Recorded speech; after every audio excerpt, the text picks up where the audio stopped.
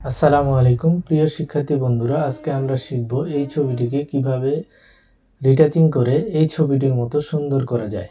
তো আজকের ভিডিওটি খুবই এক্সাইটিং একটি ভিডিও হতে যাচ্ছে। তো চলুন আর দেরি না করে ইমেজ রিটাচিং শুরু করা যাক।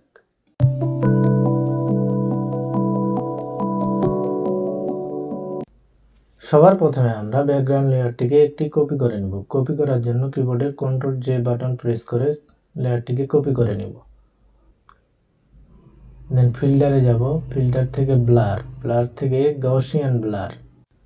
এখানে জুম আউট করে আমরা ফেসটি ক্যানভাসের মধ্যে নিয়ে আসব।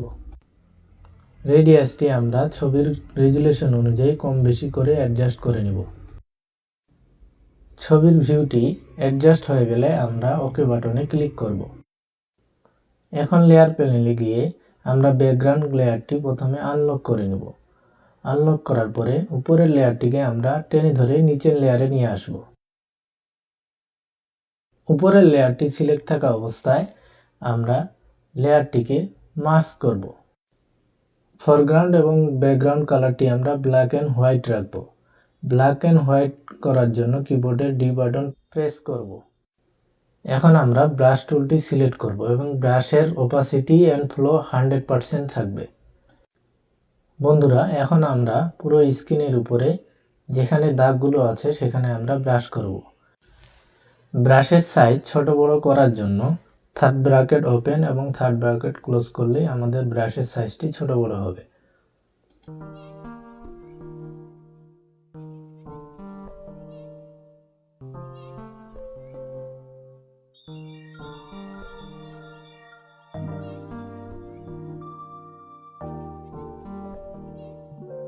সম্পূর্ণ ফেসে ব্রাশ করা হয়ে গেলে আমরা এখন লেয়ার প্যানেলে যাব। লেয়ার প্যানেলে গিয়ে লেয়ার দুটিকে মার্জ করব। মার্জ করার জন্য Ctrl+E প্রেস করব।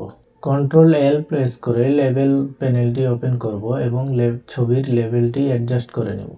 ছবির লেভেলটি অ্যাডজাস্ট হয়ে গেলে ওকে। আশা করি ভিডিওটি আপনাদের ভালো লেগেছে। যদি ভিডিওটি ভালো লাগে তাহলে লাইক, শেয়ার এন্ড কমেন্ট করতে ভুলবেন না। ভিডিওটি দেখার জন্য অসংখ্য ধন্যবাদ।